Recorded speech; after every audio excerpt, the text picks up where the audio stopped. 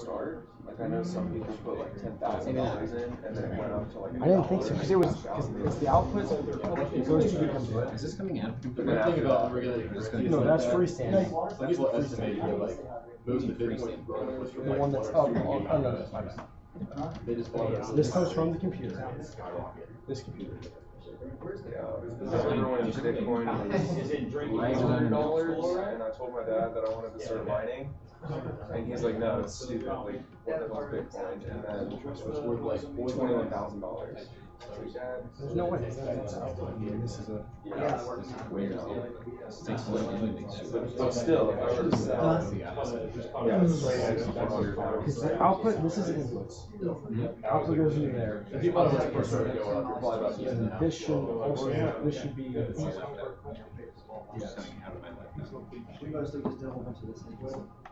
No, that's coming from the computer. That's your laptop. Then should you switch that one and this one? Okay. Whichever one's hooked up to the projector should be right here. What's going on? This is not like that. No. Probably not on our screen. Well, there are 3 chicks that said they're meeting at 8. So they just need this room at 8. No, that's fine. Okay, that looks better. Oh. And then I think we hit laptop to force it into HDMI. I've never messed with that. I have no idea how to mess with that. You just hit PC. We hit laptop HDMI. These are HDMI. Okay. There you go. Alright, then we press the button and shoot it back to the. Yeah, she was calling over civil duty. You need to change. You need to change that. Yeah. Hey, we did it. Okay. Nothing took 20 minutes. I assume it was off of chivalry. Yeah. Whenever you're ready.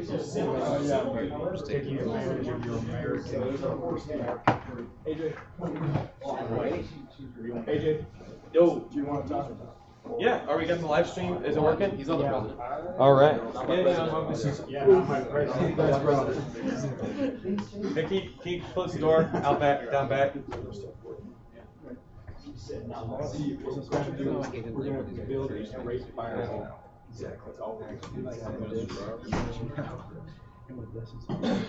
All right, we'll go ahead and we'll kick things off. I'm not the president anymore. The standing kind of mentoring president of the new standing president, Cliff. But I still wanted to start off the meeting and just say a couple things before we get everything kicked off.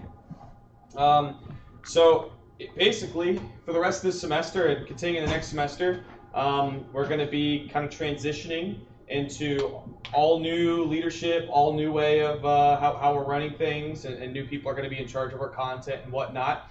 So I always want to kind of stress to everyone here, if any of y'all have any things we could do better, ideas for us, stuff you want to see us doing, speak up, let us know, right? Because now's around the time where it's going to be easiest to kind of make some of these bigger changes and steer the chapter in the right direction. I think Cliff is going to talk more about that. But yeah, so that's all I really wanted to say, and we'll let Cliff take it away here, and we'll get things started. Hey everyone, I'm your new president. I'm Cliff. I'm super excited to be here. Thank you guys for voting me in. And I am really excited about where this chapter is going to go in the next year. So first of all, I'd like to say that I really want to make sure that everyone gets something out of this club. So if you're not getting something out, or if you think that there is something that you could be getting, then just come up and talk to us. We are happy to make sure that you can learn and enjoy everything that we have here. And yeah, I think that's going to be about it. Cool. Let's kick it off to announcements. Okay.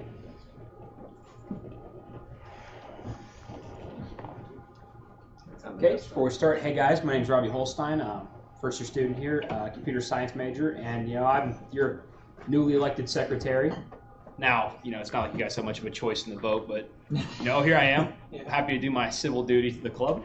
So let's get kicked off with the announcements for this week.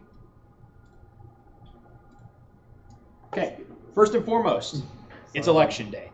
You know what that means? Go out and do your civil duty. We do live in a democracy, supposedly, so might as well do it. carry on tradition. It's been in place since ancient Athens. Next, emblem updates. There's a new emblem.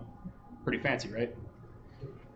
Shiny, cool. Anyone got any ideas, by the way, for anything like shirt designs, stickers, anything like that? Just bring it forward at any point. Maybe talk to me about it. Talk to one of the other execs.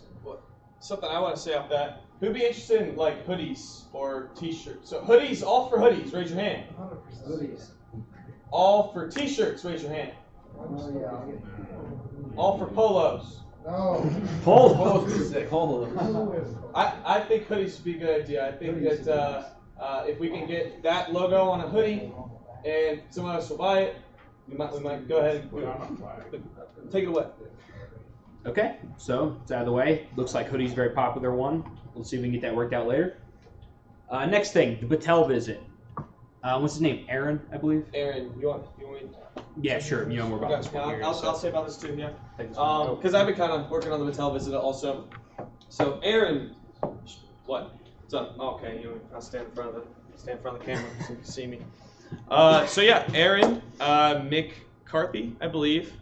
McCarty from Battelle wants to come and give a talk to us about exploit development, engineering, and I guess some other things related to that. He's extremely excited to come meet us, and shout out to Chris for making that awesome connection with whoever else. I don't know who all, you and Grace and Ryan. I think all of you helped make that connection up there in Columbus with Aaron. So shout out to Chris for making it. But yeah, the school's really excited to have him come through. Battelle is a giant company. I mean, they employ like thousands of people. They're one of the largest not-for-profit research companies in the world, and they do some really cool stuff. So this is going to be something you really don't want to miss.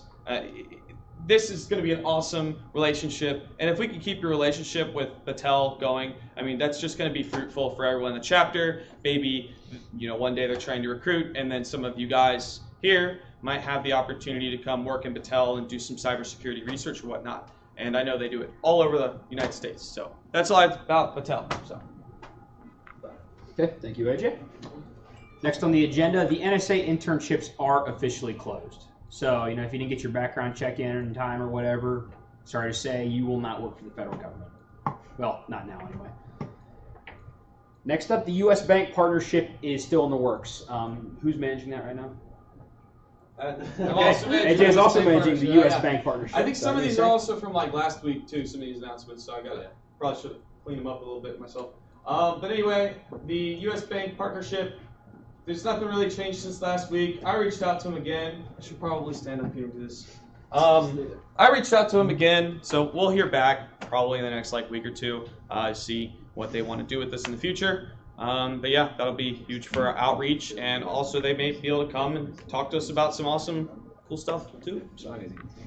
This next point's me. Yep. All right. First off, huge thank you to everybody who came out to the Chipotle fundraiser. Unfortunately, we did not quite make the cut. We only raised $175 out of the required $300 in order to get anything out of fundraiser. But on the plus side, we have learned a lot about what will and will not work fundraiser-wise, and moving forward, we'll either need significantly more buy-in, or maybe we can just manage things on our own and just sell stuff on campus. I think there's a lot more money in that potentially, especially given the relatively small size of our chapter compared to, big fraternities that do this kind of stuff. So again, thanks to everybody that came out. And if anybody's interested in, becoming the finance chair in the next year or so, talk to me, because I definitely want to pass down what I've learned over the course of my 5-year collegiate career. Cool. Thanks, guys. And if anybody has any ideas for fundraiser stuff, please pitch them if you know something that works. And it's Kyle Hardison, by the way. You can find me on the Slack if those of you who don't know what I am, who I am. All right, thank you, I Kyle. still don't know what you want. Okay. Obviously, last week we had the officer elections. That's why you're seeing a bunch of new faces up here. New president, new secretary, all those kind of things. Nothing really to say on that.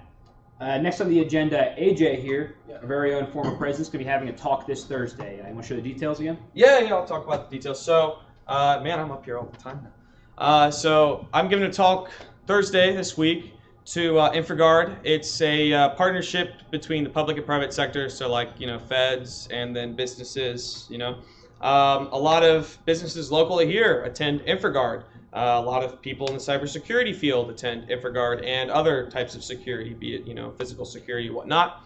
I'm going to basically be going and I'm going to be talking about what we're doing here at Cyber at UC, who we are, a little bit about our history, and then our lab, what we're doing in the lab, and what we will be doing in the lab, and just kind of giving like an overview of all that stuff. So if any of you want to go to that InfraGard talk and see what's up, I can shoot you an address and show you where it's at.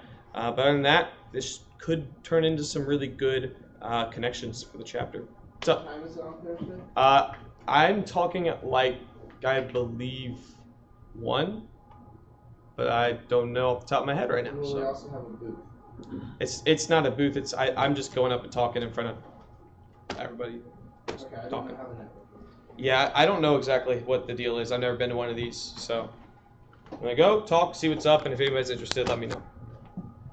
Okay. Then final announcement. So bullet point did get updated there for whatever reason. But for the lab committee, which has been recently established with Ryan here as its head. Ryan, I believe you're looking for volunteers or someone to help you out with this to keep the lab running smoothly. Anything to talk about on that? Yeah, so if you want help set up the infrastructure in the lab right now, that's the phase we're in right now. Yeah, talk to me, message me on Slack at Ryan Young. Yeah, we can figure things out. It's a new committee, right? We have our outreach, public affairs, recruitment, retention, content and information, and am I missing one? Missing one?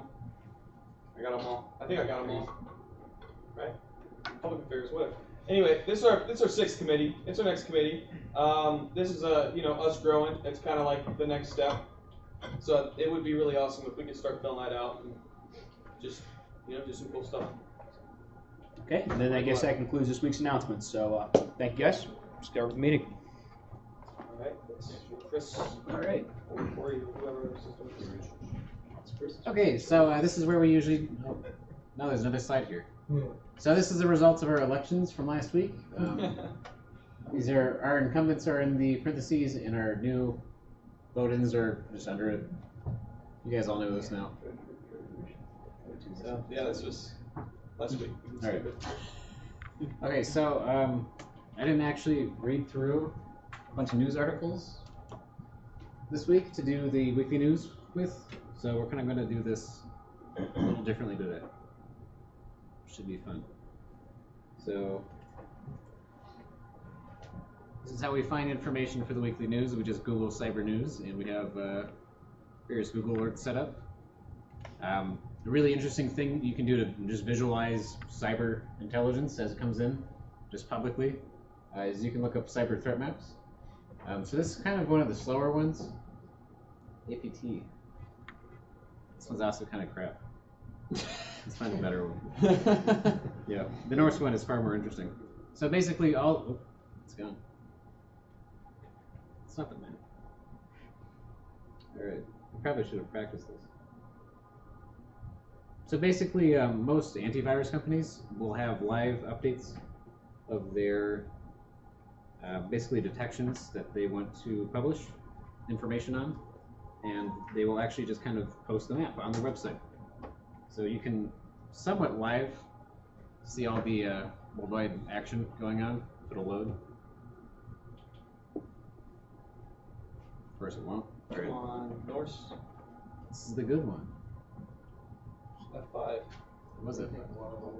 There's no bad guys. Well, there's no cyber text, right? Okay, it's all good. Cyber So, all right. Apparently Norse is down, as I wanted to show their map. We win. Wait, so how do we find that website? Just Norse-Norse. So good ones for this, kind of just looking at what's going on, is FireEye, Norse. I believe Bitdefender has a really good one too. Let me try to find that real quick. Yeah. Bitdefender is also fun to look at, just because it goes. So lots of stuff going on right now, East Coast and I think that's France and Spain. These are probably just more, let's say, commercial malware than APT. So, yeah, and also it'll tell you, where's my mouse? Typically, you'll see what kind of attack it is. Where's it? What attack name, type? Where's it coming from? Where's it going? And then they usually U.S. is usually like top of the list for some reason. It's kind of interesting. Like, is that for just activity? I don't know if that means detections or attack. It just says locations. All right. All right, so we're going to jump back to the MITRE content. It's on the other computer. Maybe. All right. So if you were here last week, we kind of skimmed through this so we could get to elections pretty quickly. If you don't know what MITRE is, it's a very large nonprofit, sort of like Battelle, but not really. The attack portion of it is a smaller part of it in Virginia that focuses on basically understanding how APTs think and what malware does. Kind of boils it down into little discrete bits and then make them kind of interchangeable like a deck of cards. It's really weird. So we're going to focus on the initial access techniques, and this is typically where like 90% of defense stuff goes, is just trying to prevent people from being able to get into your systems in the first place. So on the cyber kill chain, this would be called the exploit phase, but for MITRE it's just called initial access. It's basically the same thing, although execution kind of overlaps a little bit. This chart is actually a little bit out of date because they updated everything on their website last Tuesday. Oh, like literally the entire website. So MITRE calls initial access the tactic that represents an adversary basically getting initial foothold on the system. Basically that boils down to an adversary getting code to run on a target system.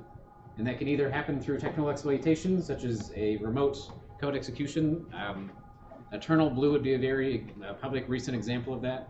I believe that was an SMB protocol exploit that they would basically just send a packet at a computer and do some kind of buffer overflow probably. And it would just run code. Social engineering is the other side of that. So basically, phishing emails are going to be 90% of that, where you just send people emails until you get someone to click a link and then something happens. Typically, you'll do a browser exploit, drive-by download kind of thing. And then, for 95% of threats, that just means phishing emails, including the technical exploitation, although brute forcing like an SSH port could also be considered technical. And then I looked at the OWASP top 10 list for 2017. The OWASP top 10 is like the top 10 vulnerabilities and things we need to defend against this year. 9 out of 10 of those were, they can manifest as initial access vectors. And the last one was you need to log more, which isn't really, So the technical side of that, we have drive-by downloads, so that's drive-by exploits. So basically you take your web browser and you go to badwebsite.com. And the bad website usually exploits JavaScript, or they can do any number of things. And they just basically get code or a download to go on your computer. Either you'll run it now or it'll run later. Typically, those are usually like on bad websites. There's been a couple examples. Let me close this. There's been a couple examples of really prominent websites being poisoned by APTs who will kind of just use a publicly available website as a watering hole poisoning attack. I think that's what that's called. And basically people go to like wheredoivote.com and then they'll all get hit with a drive-by download. Oh, I have something to say on this. All right, talking about drive-by downloads. Who has heard of vote411.org? No one? All right, well it's a website that you can go and you can go to vote411.org and you can get a bunch of details about who's running in your district and who's on your ballot, and you can like see who's going to be on your ballot and et cetera, et cetera, et cetera. Good source of information, right? Well, this is super recent, like this. I read an Intel report today about it. Since the midterms are coming up and everything, there's actually an instance of some domain squatting where somebody bought vote411.com, and that was actually associated with some extra, like I guess URLs off of that, some domain URLs off of that vote411.com that were trying to install the Pegasus malware onto iOS devices. So if you're trying to go to vote411.org and you went to vote411.com and you went ahead and entered some information or allowed it to start a download, you could definitely have gotten some Pegasus spyware on your device. So these kind of things, they happen a lot. They especially happen around big public things like elections. Yeah, typically political, social, and media events are very prone to attack by that vector. Next is exploit of public-facing services. So, if, for instance, you run your own GitHub, or maybe GitLab instance on your public server for whatever reason, if someone finds a way to go into GitLab and send it some magical packet that just downloads something from the internet and runs it, that's what that would be. That could also be considered, or SSH brute forcing could also be considered part of that. Supply chain compromise. So does anyone not know about the CC Cleaner stuff that happened a year ago, 2 years ago? Okay, fantastic. Do we all know about the C Cleaner supply chain compromise? Raise your hand if you don't know. I wouldn't be surprised if you don't know. All right, so supply chain compromise basically details something being exploited before you even get it as a consumer. The C Cleaner stuff that happened about 2 years ago was in the actual source code of C Cleaner, which is crap cleaner.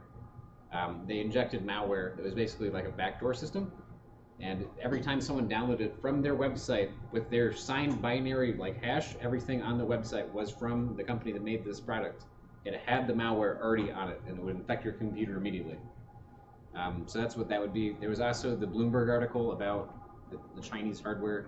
I don't know if anyone read that. That was more interesting. That was basically saying that all of China is infecting all of our devices with hardware implants, which is pretty interesting. It's an interesting read. And then valid accounts. So this would be more of the data breach kind of thing, where if big bankwebsite.com got hacked and all of their passwords and emails got dumped. Typically, most users only use one password and email combination for all the websites that they use. So you would just pick up that whole list and just kind of go around to different websites, seeing what worked and what doesn't. And that's actually probably the most effective one out of all of those. And then initial access techniques on the human side. So malicious USB devices is actually very common now.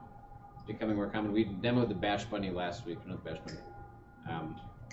AJ, what did we demo last week? We did demo the Bash, not the Bash Bunny, the Rubber Ducky. The Rubber Ducky. So if you don't know what the Rubber Ducky is, it's a USB that can look like this. I don't know what yours look like.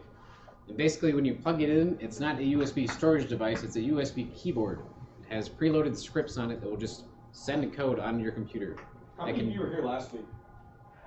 Okay. Number of you. I know we're kind of recovering some of what we covered last week because we had elections, but I'll go ahead and pull up my USB Rubber Ducky. And who has a Windows computer that was not here last week? There's a Windows computer right here. That one right here. Yeah.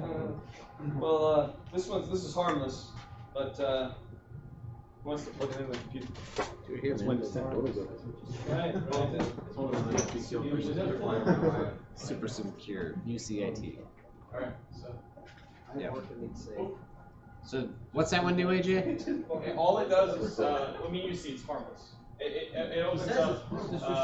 Actually, do we just want to show his computer up on Yeah. Do you have an HDMI port? Do you have an HDMI port? Yeah. All right. Come show us. Yeah. There's a Windows computer. What? I guess this is UC property. We want to do that. That's true. UC cares. All right. So the Bash Bunny, basically you plug it in and it just sends a whole bunch of key commands. You can program it to do whatever you want. You can have it just type as a user. You can have it open programs, or you can even have Thank you. Yes, thank you. You can even have it open Notepad, type out an entire binary payload, save it, close it, and then rename it to .exe and run it, which is probably the more impressive ones do that.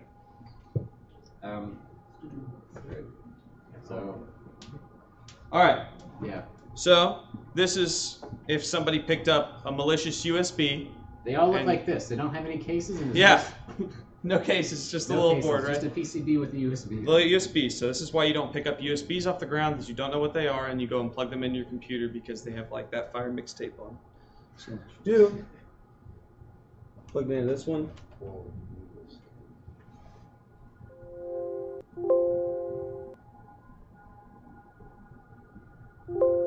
I don't know why it's doing that. It literally just worked. What'd you do to him?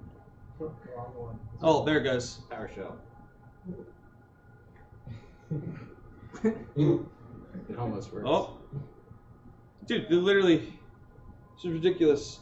You saw it work right in front of you. Didn't it work? Yeah. All right, well, 1 second. I don't know why it opened up PowerPoint. It was determined. So I guess if you already get popped by this, you just keep plugging it in. Right? All right. USB's hot popping, so you just keep going. What is happening with the sound? Huh. Alright. Just click the link. Huh.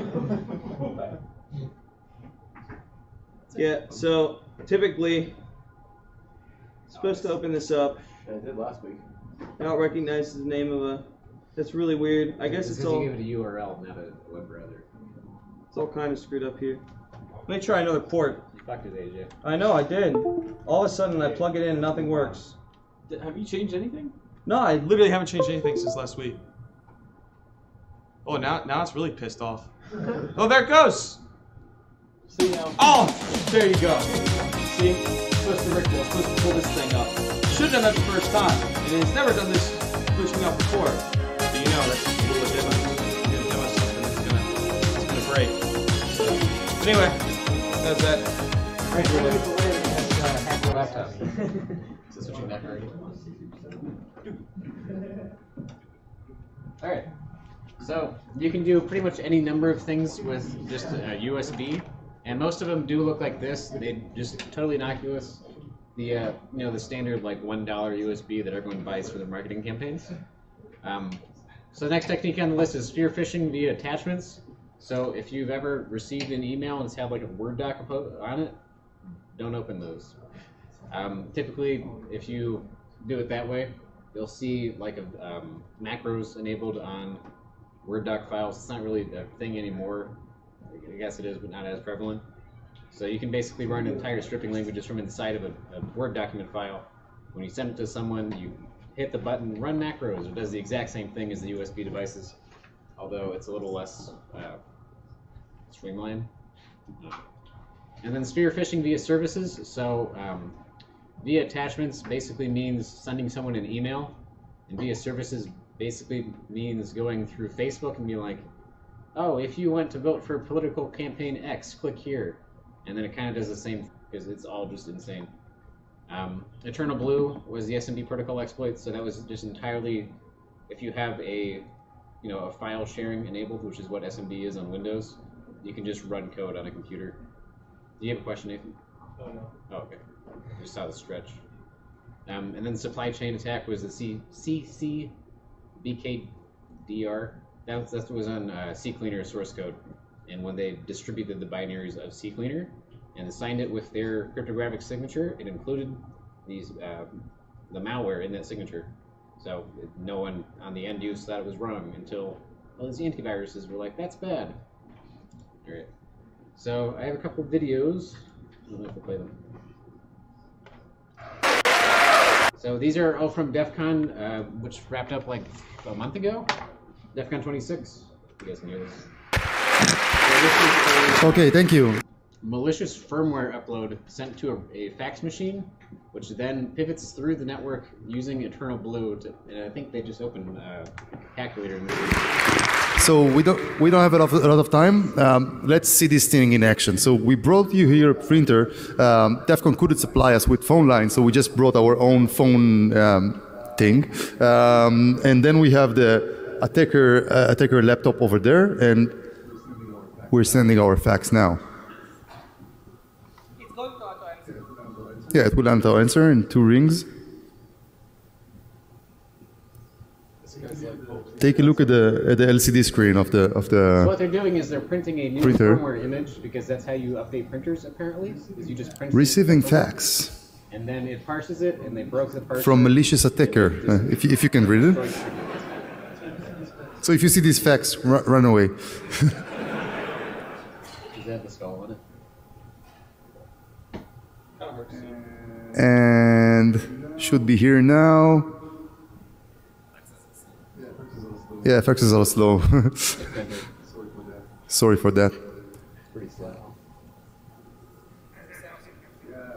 Yeah, fax received. Now the JPEG parsing is going on, and basically we have control of the printer. So this is our logo, and that means the printer is ours. Thank you, but we have something else, because now that we have control over the printer, it's not enough. We want to show that we can propagate from the printer to the rest of the network. And basically what we did is to embed Eternal Blue, the leaked NSA exploit, within our fax. And now this printer, once it identifies any connected computer, you just try to exploit it.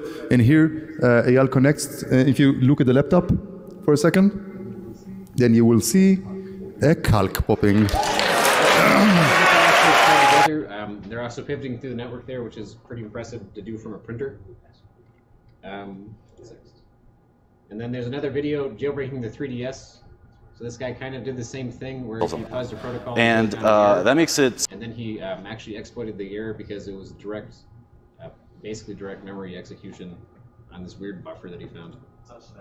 Such that you end up with like a lot of low-hanging fruit, and the exploit that I'm going to talk about today is in the mcopy app. It's called the microSD network system transfer thingy. Basically, just allows you to access the files on a microSD over network, and the way that that's implemented is an SMB server, and because SMB is a notoriously secure protocol, of course. You end up with the ability to find vulnerabilities really trivially. And so the way I did this took like an hour or so. I just grabbed PySMB from GitHub, modified it a little bit to actually talk to Nintendo's SMB server implementation because for some reason it just didn't work out of the box. And after that, added these 6 lines of fuzzing code, which just flip bits randomly. So fuzzing is basically the practice of taking valid input for a function, a protocol, or any kind of input, and just like destroying it. So what he does here is he takes a network packet and he basically flips the bits on it until it causes an error, and then I think he blew a buffer. And then basically this is how lots of exploits are being found now, because it's very practical to do on a large scale. And if you find an exploit on a protocol, is that a question? Okay, just like that. You can probably, or if you find an error in a protocol, it might be an exploit, but not all the time. So this is kind of a more efficient way of trying to find exploits, although it's really just trying to find vulnerabilities. And if you want to take a look at what that looks like in practice, you have, the 3DS is running the SMB server here, the fuzzer is running in the background, and it should just take a couple seconds, and then, of course, 3DS is going to crash because this, super shitty SMB server actually, SMB fuzzer, I'm sorry, actually, works surprisingly well. He ran this script and it took him about 20 seconds to find a way to crash the device, and typically if you can crash a device, you can also exploit the same method, which is pretty interesting. All right. So we had a workshop last week on Backdoor Factory. It did not go well because we had elections and I did not prepare for it at all. So I'll plug in my laptop real quick. We're going to try to do the same thing with the social engineering toolkit. Hey, did you have the slides for that?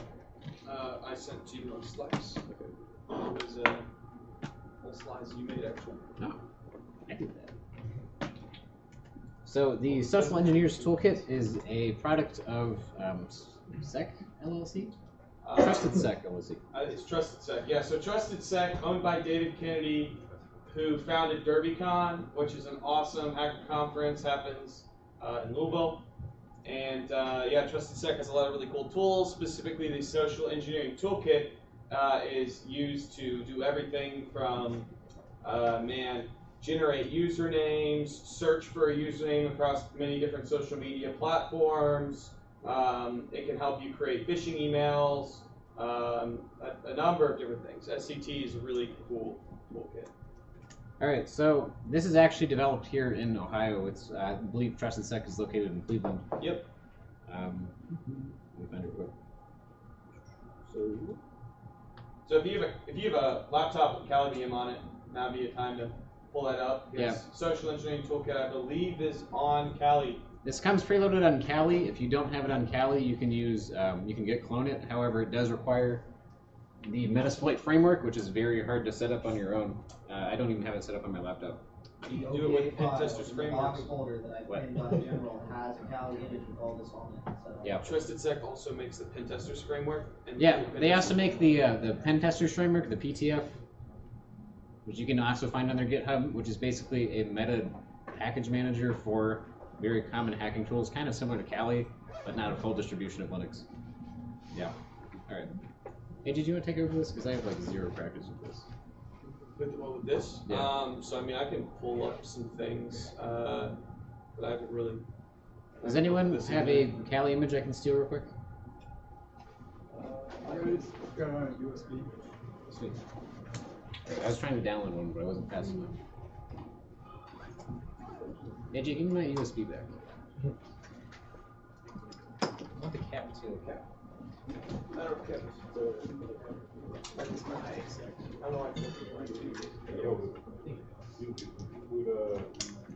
Alright. Very well rehearsed.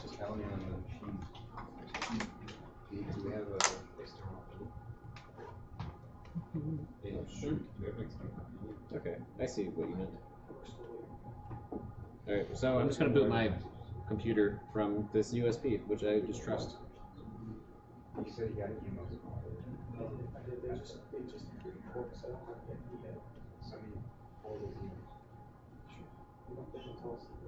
Oh shit. I pressed the wrong button.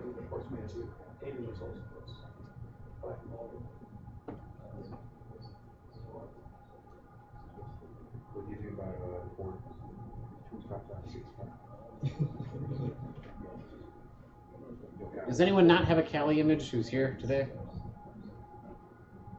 You don't. Anyway, everyone should have one because it's OBA files on drop. Yeah, so if you don't know how to get Kali, you just literally go to kali.org. They have basically every architecture you can download. You can also download a VMware OVA. So pretty much every format you can run as a VM just immediately. This is a live disk install that your instance that Cliff has provided us with. So,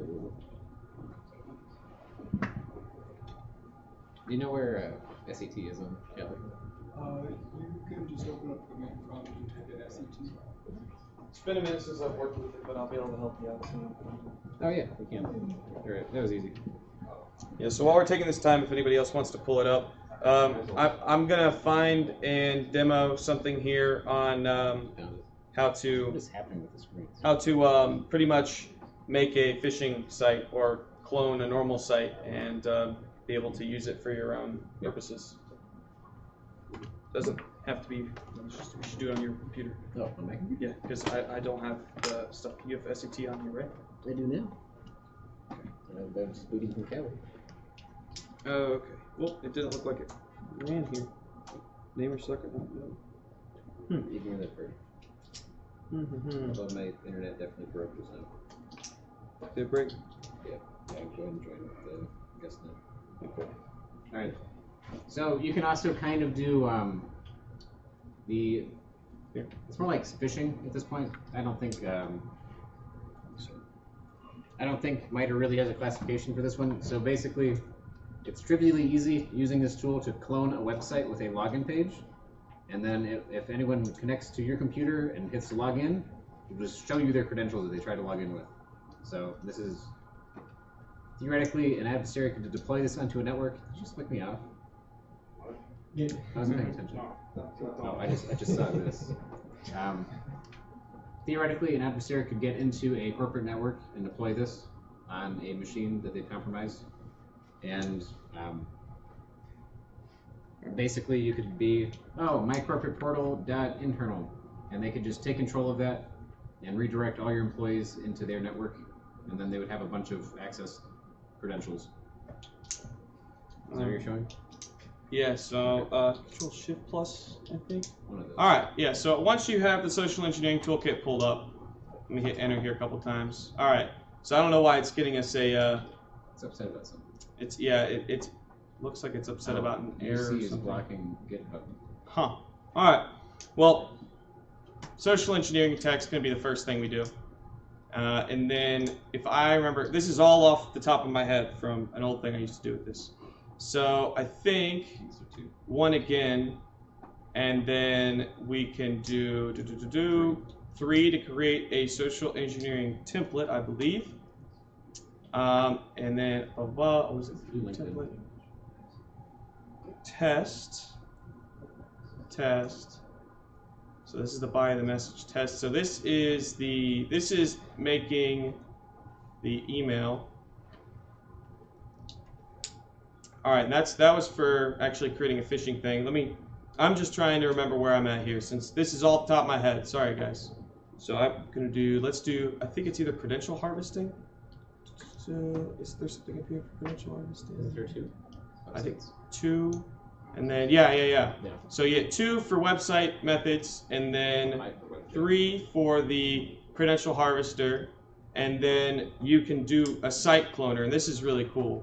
So you can basically, first off, we would enter our local IP. If we were going to be putting up a website that's going to say, we'll probably copy like facebook.com, copy their login page, and if anybody is connecting to that, then we want to communicate back to us, which is our IP, that 29.5, that's who we are. And now we're going to do a site to clone. Who has a login site? Give me your site. We'll clone it. LinkedIn. LinkedIn? Yeah. All right. Oh wait, UC.edu. Wait, no. I don't think that's a weird one. Oh, is it Canopy? Is that Canopy? No, they've got an OF website. It's really hard to get to directly. Okay. Well, then we'll do LinkedIn, right? I think we can do. We'll see if we can pull LinkedIn over HTTP.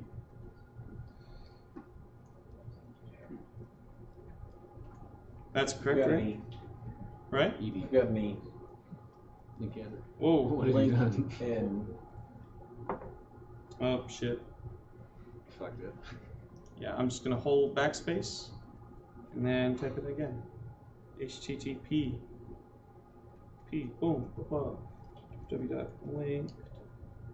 You still misspelled missed the E again. Link and sorry. Oh my god, I cannot type. Cannot type. I'm not used to a keyboard. All right, I don't think there's an E in LinkedIn.com. There definitely is a me. 300%. There's 3 E's.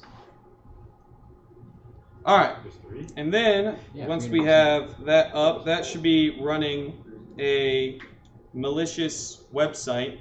So what I'm going to do here is open up Firefox on the screen you guys can't see. I'm going to type in the IP. Well, I'm going to move it over once I pull it up here.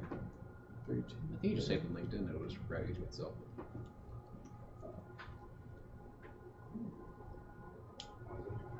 Oh, it wants my UC.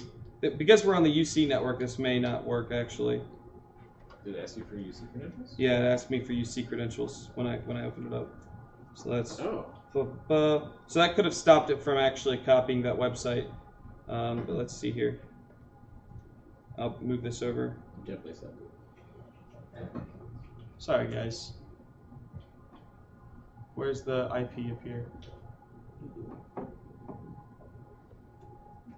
172.30.29.5 because it should be running locally. Let me pull it over on my screen so I can see real quick. Oh, did it just fucking? Yeah, it did.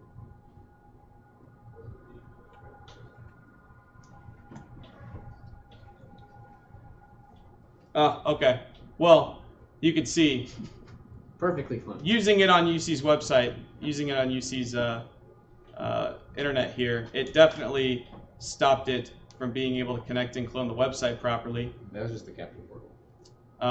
Yeah, so that was the captain portal that caused it. But when I hit the IP, it takes us to LinkedIn.com, and it shows that this page is not found. But if we were on an insecure network, like a Starbucks Wi-Fi or something, and you basically hosted your site, or you sent people your IP who are also on that same network, and they thought it was LinkedIn, they would enter their credentials, and then you would have it sent back over to you. I'm gonna try to make another one real quick and see what happens, and then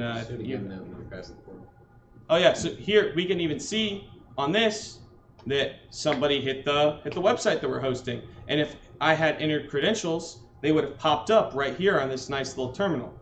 So let me Control-C to end that.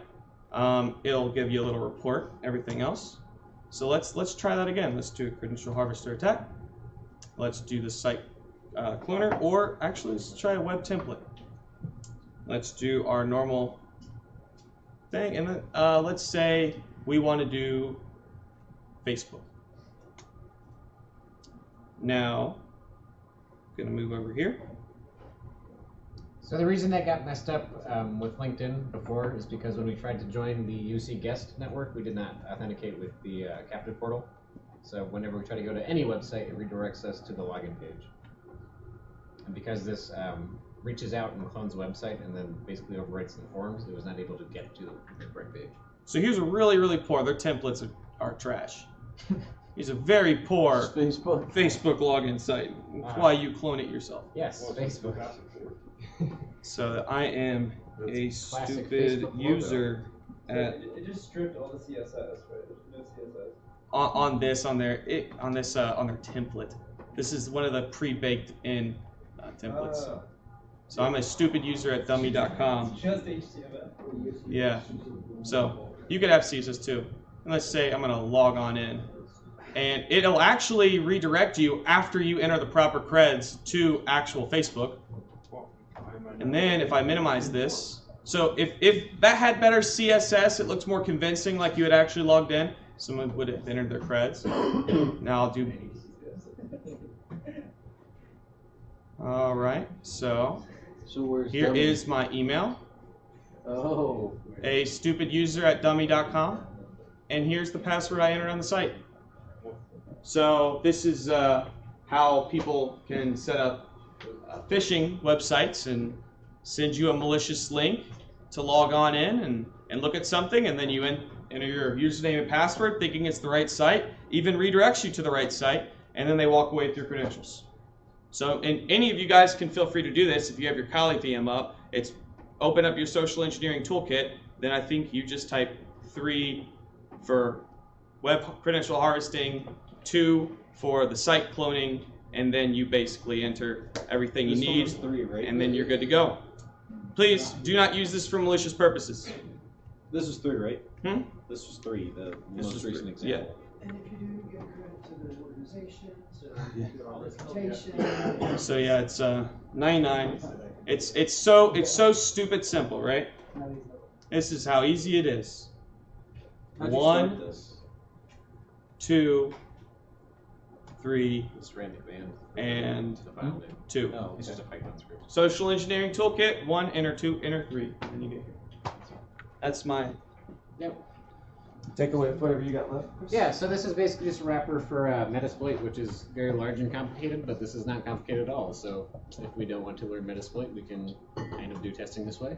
All right, that's the end of the demo in content. All right. Does anyone, wait, no, don't go. Does anyone have any questions or anything else they want to see? Anything else? Was this cool? Was this good? Cool. Good little we Cool scratched stuff? together. Lame stuff. Okay. All right, looks like cool stuff. We could do more stuff with tools like this. Yep. And just do different stuff with tools. So next week for content, just put your hands up. I'll cycle back through these again. Do we want to see APT behavior, more MITRE content, or like red team tools like this? So just put your hands up for APT behavior. All right, that's 5. More MITRE content. 1. Oh. Well, MITRE content kind of is red team tools also. Yeah, they'll be tied together. And then just like red team tools like stuff on Kali. Okay, so we'll do that more stuff. Just come next week with a Kali image. It'll be way easier and you'll be able to follow along. Cool. Yeah, and then 2 weeks from now, we're going to have that vulnerability engineering talk by Patel. Yes, come to that. Do you want to wrap it up? For Alright. red team next week. Thanks for coming, guys. If you want to get involved, Yeah. please just come talk to me or one of the Well, other aside from that, execs, like a and tool have a great night. Can't like that. Just everything's okay. Oh yeah, Yeah. we're going to Max. We're going to Max. Okay.